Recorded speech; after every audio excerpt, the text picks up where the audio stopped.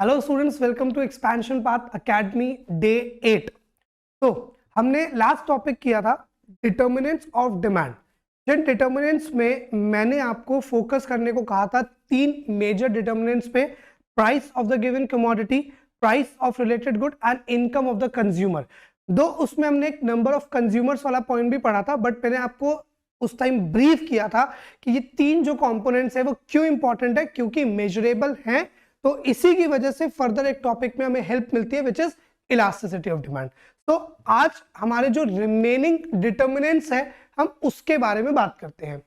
तो रिमेनिंग में हमारे पास नेक्स्ट बचा taste and preferences of the consumer. तो अब ये टेस्ट एंड प्रेफरेंसेस जो है स्टूडेंट्स, ये क्या होता है? जब आप डिमांड करते हो किसी चीज की तो वो इस बात से भी तो बहुत ज्यादा अफेक्टेड होगी ना कि आपको क्या पसंद है या नहीं पसंद। लेट्स जस्ट से I am wearing this white T shirt. जब मैं मार्केट में देखने के लिए गया शॉपकीपर के पास कि भाई कौन से कपड़े लेने कौन से नहीं लेने, तो उस टाइम पे बहुत सारे डिफरेंट और भी कलर उसने दिखाए होंगे। बट अगर मैंने ये कलर चूज किया कि मुझे व्हाइट कलर दे दो, तो देयर इज अ रीजन कि मुझे ये कलर पसंद आया तो मैंने लिया। तो अगर टेस्ट एंड प्रेफरेंस ही नहीं होगा तो कंज्यूमर डिमांड कैसे करेगा? मैं ये वॉच पहन रहा हूं तो मुझे लगा कि भाई मुझे ये कलर और इस कॉम्बिनेशन के साथ ये वॉच पसंद आई तो मैंने ली। फॉर श्योर शॉपकीपर ने मुझे बहुत सारी और भी तो वॉचेस दिखाई होंगी। तो कंज्यूमर डिमांड करने से पहले ये जरूर देखता है कि उसे क्या पसंद है। बेस्ड ऑन उसकी चॉइसेस प्रेफरेंसेस वो डिमांड करेगा। अब उसकी जो प्रेफरेंस है, उसकी जो चॉइस है, वो कैसे मतलब कैसे डिसाइड होती है? देखो, कहीं ना कहीं प्रेफरेंसेस स्टूडेंट्स एज से डिसाइड होती है। ये हमने पहले भी समझा था, अगर आपको याद होगा। डिफरेंट एज जोन में आने के बाद हमारे जो प्रेफरेंसेस है उनमें भी चेंजेस आते हुए हम देखते हैं। तो एज की वजह से भी जो आपकी प्रेफरेंस है टेस्ट से डिसाइड होता है। इसके अलावा फैमिली बैकग्राउंड, आपका फैमिली बैकग्राउंड क्या है, इससे भी डिसाइड होगा कि आप किस तरह की चीजों को प्रेफर करते हैं। आपने देखा ही होगा, जैसे लेट्स से कि कोई एक फैमिली है, उन्होंने अपने आगे जनरेशन में यही इनकलकेट किया कि आपको स्ट्रीट फूड बिल्कुल भी कंज्यूम नहीं करना। आप जब भी खाएं तो किसी अच्छी जगह से जहाँ पे हाइजीन प्रॉपर मेंटेन होता है आप वहीं पे खाएं। जबकि फिर बहुत से केसेस में ऐसा होता है कि लोगों के पास अच्छी इनकम भी होती है but still they prefer to eat कि हम तो भाई वेंडर जो भी हमें स्ट्रीट पे भी दिखेगा हम खा लेंगे। तो ये फैमिली बैकग्राउंड से मैटर करता है, आप कौन सी क्लास से आते हैं इससे मैटर करता है। इसके अलावा रिलीजन का भी एक बहुत इंपॉर्टेंट रोल प्ले होता है हमारी प्रेफरेंसेस के अंदर। आप किस कम्युनिटी से, किस रिलीजन से आते हैं, तो जिस हिसाब का आपका रिलीजन होगा आपकी चॉइसेस वैसे डिफर करेंगी। इसके अलावा टेस्ट एंड प्रेफरेंसेस में जेंडर भी एक इंपॉर्टेंट रोल प्ले करता है। मेल है फीमेल है उसके हिसाब से कई बार कलर थ्योरी भी चेंज हो जाती है। उसके हिसाब से कई बार जो सिलेक्शन ऑफ कोर्सेज होते हैं, सिलेक्शन ऑफ क्लोथ्स होते हैं, बहुत सारी चीजें जो है वो क्या होती हैं, चेंज होती हैं। तो टेस्ट एंड प्रेफरेंस से डिमांड डिसाइड होती है, जिसमें ये सारे फैक्टर्स काफी हद तक कंट्रीब्यूशन करते हैं। चलो नेक्स्ट हमारे पास दे रखा है डिस्ट्रीब्यूशन ऑफ इनकम। जो आपकी मार्केट डिमांड है वो कैसे अफेक्ट होती है? वो कहीं ना कहीं इनकम के डिस्ट्रीब्यूशन से भी अफेक्ट होती है। आप में से जितने भी स्टूडेंट्स ये वीडियोस देख रहे हैं, अगर उनके कुछ रिलेटिव्स फॉरेन में, लेट्स जस्ट से कि Australia, New Zealand, Canada, UK, US, इन सब कंट्रीज में रहते हैं, तो आप उनसे एक बार बात करके देखो, आपको पता चलेगा ज्यादातर इन कंट्रीज में ना एक वेज रेट का कॉन्सेप्ट काम करता है कि मिनिमम वेज रेट रहेगी व्हाइट कॉलर जॉब्स के लिए ये वाली, ब्लू कॉलर जॉब्स के लिए ये वाली मिनिमम वेज रेट है। जैसे कि ब्लू कॉलर जॉब का मतलब जो भी अनस्किल्ड एरियाज के जो भी काम होते हैं उन्हें वो ब्लू कॉलर जॉब्स में प्लेस करते हैं। तो अगर आपने लॉन्ड्री का काम करना है, आपने कहीं पे घास काटने का काम करना है, आपने डिश क्लीनिंग का काम करना है, अपने पेट्रोल पंप पे काम करना है, तो ये उन्हें ब्लू कॉलर में रखते हैं। और मेरे ख्याल से जो भी ऑस्ट्रेलिया में मेरा एक दोस्त रहता है, तो उससे बात हुई थी तो अराउंड वो बता रहा था कि ऑस्ट्रेलियन जो रेट चल रहा है वो 20 के आसपास चल रहा है ब्लू कॉलर जॉब्स का, कि आप कोई सा भी फिर ब्लू कॉलर जॉब करो, आप $20 के अराउंड आपको पेमेंट जो है वो मिल जाती है, कोई सा भी अगर आप ब्लू कॉलर जॉब कर रहे हैं तो। लाइकवाइज व्हाइट कॉलर जॉब में भी depending on skill, year of experience के बेसिस पे आपके रेट्स जो हैं वो डिसाइड होते हैं। बट अब आप ये चीज देखो, इंडिया में ऐसा नहीं है इंडिया में क्या हो रहा है कि आज भी, क्योंकि मैं तो दिल्ली में हूँ, तो यहाँ तो ऐसा है कि यहाँ पे फिर भी लोगों को ठीक ठीक सैलरी मिल जाती है। अगेन मैं ऐसा नहीं कह रहा कि सबको सही सैलरी मिल रही है, यहाँ पे भी आपको ऐसा मिलेगा कि पूरे महीने में जो भी आपके हेल्पर्स होते हैं, काम करने वाले, आज भी आज की डेट में भी लोग 8,000 में, 10,000 में, 12,000 में काम कर रहे हैं। आप समझ रहे हो कि 30 दिन एक बंदा काम कर रहा है और 8-10 हज़ार में काम कर रहा है। बहुत कम सैलरी है।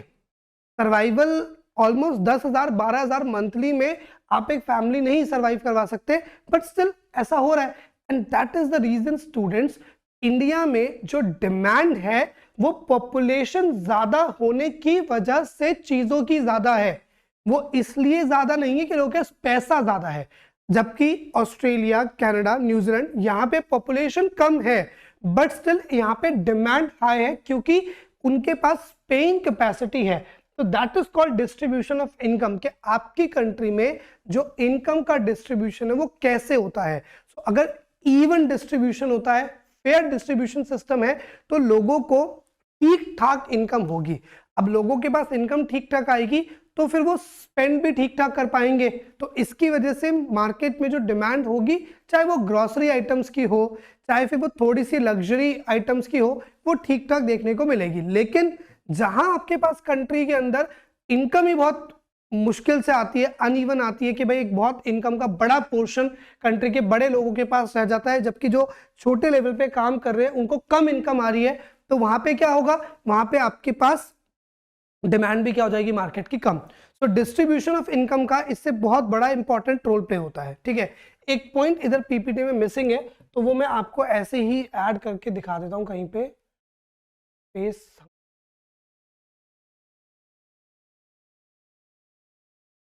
अच्छा, वहीं पे आ गया इंट्रोडक्शन में। ठीक है, तो हमारे पास क्या है कि एक पॉइंट और है, which is composition of population students, composition and size of population, जिसमें आपने नंबर ऑफ बायर्स पढ़ाई था, साइज तो वही हो गया ऑफ पॉपुलेशन। कहीं ना कहीं आपके पॉपुलेशन के कॉम्पोजिशन से भी स्टूडेंट्स जो डिमांड है वो बहुत ज्यादा अफेक्ट होती है। Now what do we mean by composition, किस तरह के कम्युनिटी के मेजर लोग वहां पे रह रहे हैं, या किस पर्टिकुलर एज ग्रुप के ज्यादा लोग रह रहे हैं, या किस पर्टिकुलर जेंडर के लोग वहां पे ज्यादा रह रहे हैं, उससे भी मार्केट की जो डिमांड है वो अफेक्ट होती है। जैसे एक एग्जांपल लूंगा, दिल्ली में जामा मस्जिद करके एक एरिया है, तो उस एरिया में मुस्लिम कम्युनिटी बहुत ज्यादा रहती है। अब क्योंकि मुस्लिम कम्युनिटी बहुत ज्यादा वहां पे रह रही है, तो इसकी वजह से आसपास जो छोटी छोटी मार्केट्स लगेंगी, जो वीकली मार्केट भी लगेंगी, वो उस तरह के गुड्स को ज्यादा सर्व करेंगे जो उस कम्युनिटी से एसोसिएटेड है, तभी तो उनको मेजर डिमांड मिलेगा और प्रॉफिट वो ग्रैब कर पाएंगे। अब उसी जगह पे अगर आप कभी दिल्ली आए, या दिल्ली के हैं वो तो समझ पाएंगे, तिलक नगर, सुभाष नगर, रजौरी गार्डन, हरिनगर, टैगोर गार्डन, पंजाबी बाग, पश्चिम विहार, ये जो मैंने एरिया के नाम लिए, यहाँ पे बहुत ज्यादा सिख कम्युनिटी रहती है। मेजर जो सिख कम्युनिटी है वो आपको इसी एरियाज में मिलेगी, तो इसके आसपास गुरुद्वारे आपको ज्यादा मिलेंगे। प्लस वो क्योंकि ये कम्युनिटी ज्यादा है, तो इनको जो गुड्स चाहिए ज्यादा से ज्यादा, वो बेचने वाले लोग आपको ज्यादा मिलेंगे। तो that is your composition of population, कि पॉपुलेशन बन कैसे रही है, तो कितने लोग हैं, किस तरह के लोग हैं और कितने लोग हैं, उससे भी कहीं ना कहीं आपकी जो मार्केट डिमांड है स्टूडेंट्स वो क्या होती है, अफेक्ट होती है। तो हमने मेजरली कौन कौन से पॉइंट्स पढ़ लिए, हमने पढ़ा price of the given commodity, price of related good, income of the consumer, इसके बाद हमने पढ़ा डिस्ट्रीब्यूशन ऑफ इनकम, इसके बाद हमने पढ़ा टेस्ट एंड प्रेफरेंसेस, इसके बाद हमने पढ़ा size and composition of the population. अब अगर आप ध्यान से देखो तो हमने जितने भी डिटर्मिनेंट्स पढ़े उसे ना स्टूडेंट मैं एक दो तरह की कैटेगरी में डिवाइड कर रहा हूं बस। एक, पूरे डिमांड का रिलेशन आप पढ़ो price of the given commodity से, ठीक है। एक आप किससे पढ़ लो उसको, price of the given commodity से, और प्राइस को छोड़ के बाकी जितने भी फैक्टर्स आपने पढ़े, जितने भी, चाहे वो क्वांटिटेटिव थे like price of related good और इनकम ऑफ द कंज्यूमर, चाहे वो आपके पास क्वालिटेटिव थे जैसे कि टेस्ट एंड प्रेफरेंसेस, है ना, इसको आप पढ़ लो अदर फैक्टर्स।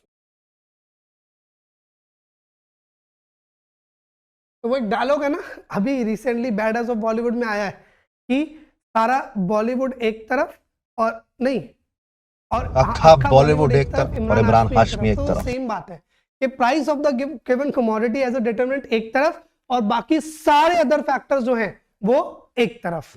तो price of the given commodity का आपके डिमांड में कैसा इंपैक्ट आता है? आपने पढ़ा था कि अगर प्राइस राइज करेगा तो डिमांड क्या करेगी?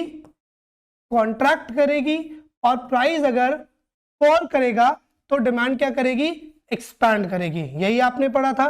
कॉन्ट्रैक्ट करने को आप ग्राफ पे कैसे शो करते हैं? जब कॉन्ट्रैक्शन होता है तो अपवर्ड, राइट। वाइल जब आपका एक्सपेंशन होता है तो आप कैसे शो करते हैं? Downward, right. और इस पूरे टॉपिक को कलेक्टिवली स्टूडेंट्स क्या कहा जाता है? Movement along the demand curve. ये याद है, हमने पढ़ा था, ठीक है। अदर फैक्टर्स में जितने भी पॉइंट्स थे स्टूडेंट्स, चाहे प्राइस ऑफ रिलेटेड गुड्स हो, चाहे आपके पास इनकम हो, चाहे टेस्ट एंड प्रेफरेंस हो, चाहे size and composition of population हो, उनको दो तरीके से रीड किया जाता है। एक कि या तो उनमें फेवरेबल चेंज आएगा या तो उनमें अनफेवरेबल चेंज आएगा। तो अगर फेवरेबल चेंज आपके पास आता है तो उससे आपकी जो डिमांड है वो क्या करेगी? जैसे यहां पे प्राइस बढ़ने पे कॉन्ट्रैक्ट हुआ था, तो अगर फेवरेबल चेंज आएगा, जैसे कि इनकम का बढ़ जाना नॉर्मल गुड्स के केस में, याद करना मैंने समझाया था, या फिर टेस्ट एंड प्रेफरेंस का बढ़ जाना, या फिर मेरे सब्स्टिट्यूट के प्राइस का बढ़ना, या मेरे कॉम्प्लीमेंट्री का प्राइस का कम होना, ये सारे फेवरेबल चेंज है। तो अगर फेवरेबल चेंज आएगा तो उस केस में जो डिमांड है वो क्या करती है? Increase in demand, increase in demand. और इंक्रीज इन डिमांड को हम ग्राफ पे कैसे शो करेंगे? Rightward shift. ये बहुत इंपॉर्टेंट कॉन्सेप्ट है, 1 मार्क का क्वेश्चन में थोड़ा सा घुमा करके इससे पूछा जा सकता है, इससे ध्यान रखें, राइट। और अगर हम बात करें अनफेवरेबल की, तो इस केस में क्या आएगा आपके पास? Decrease in demand. और अनफेवरेबल क्या है? मेरी इनकम का कम हो जाना, अगेन नॉर्मल गुड के केस में मेरे टेस्ट एंड प्रेफरेंसेस का कम हो जाना, राइट। या फिर मैं कह सकता हूं कि मेरे कॉम्प्लीमेंट्री का महंगा होना या सब्स्टिट्यूट का सस्ता होना, ये सारे क्या है? अनफेवरेबल। तो इस केस में जो डिमांड है वो क्या करेगी? लेफ्टवर्ड शिफ्ट करेगी, ठीक है। तो ये पूरा कॉन्सेप्ट आपका होता है movement along the demand curve, और ये पूरा कॉन्सेप्ट आपका होता है शिफ्ट इन डिमांड कर्व।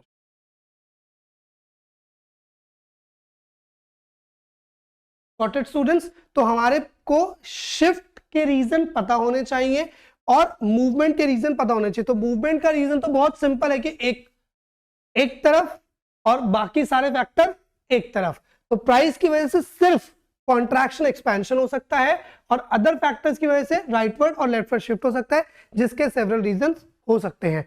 बहुत इंपॉर्टेंट है क्योंकि 1 मार्क का क्वेश्चन किसी भी पॉइंट से आ सकता है। कोई टॉपिक दे देंगे, पूछेंगे कि इसकी वजह से मूवमेंट हो सकती है डिमांड कर्व में, या डिमांड कर्व क्या करेगी? शिफ्ट करेगी। चलो अब आगे बात कर लेते हैं। कुछ एक टेबल बना रखा है, उस टेबल में पॉइंट्स लिखे हुए हैं जिससे कि आपको थोड़ा समझना आसान हो जाए कि शिफ्ट कैसे होना है। जैसे यहाँ पे देखो लिखा हुआ है कि राइटवर्ड शिफ्ट के रीजन क्या हो सकते हैं? Rise in the price of substitute, क्योंकि सब्स्टिट्यूट महंगा हो जाएगा तो लोग कहेंगे भाई वो क्यों लेना, ये गुड जो है वो लेंगे, तो उसके कस्टमर भी इस गुड पे शिफ्ट करेंगे तो डिमांड बढ़ जाएगी। कॉम्प्लीमेंट्री सस्ता हो जाएगा, जैसे मैंने उस दिन भी समझाया था कि इलेक्ट्रिसिटी पर यूनिट अगर कम हो जाए तो उस केस में अगर आप 2 घंटे एसी चला रहे हो तो आप 3-4 घंटे चला लोगे, जिसका मतलब है कि आपकी पावर कंजम्पशन बढ़ जाएगी, राइट। इसके बाद इनकम का बढ़ना, नॉर्मल गुड्स के केस में, नॉर्मल गुड के अलावा गुड्स कौन से होते हैं? इंफीरियर और नेसेसरी। इंफीरियर हमने क्या पढ़ा था कि वो गुड जो आज मैं यूज कर रहा हूं वो मेरे लिए क्या बन जाएगा? इंफीरियर, जब मेरी इनकम इंक्रीज कर जाएगी। जो हम ये पैनल यूज कर रहे हैं ऑलरेडी बहुत प्रीमियम पैनल है, लेकिन ऑफ कोर्स अगर इनकम और बढ़ जाएगी, आप लोगों ने सपोर्ट किया तो इससे भी अच्छा पैनल लगा लेंगे, इससे अच्छा लगा लेंगे, बट दैट डजंट मीन कि ये कहीं से भी लो क्वालिटी है, बस इनकम ज्यादा हो गई। Favourable change in taste and preferences, कि अगर मुझे कोई भी चीज जो है पहले मैं कंज्यूम नहीं कर रहा था, अब मैंने कंज्यूम की, पसंद आ गई, तो जैसे वो चीज मुझे पसंद आई तो उसके डिमांड आप बढ़ा देंगे। वाइस वर्सा सारे पॉइंट अगर आप चेंज कर देंगे तो वो आपके पास क्या हो जाएगा? Left first shift in demand का। बहुत इंपॉर्टेंट कॉन्सेप्ट है। चलो, तो ये स्टूडेंट्स हमारा पूरा डिटर्मिनेंट्स हो गया इंडिविजुअल डिमांड का और मार्केट डिमांड का।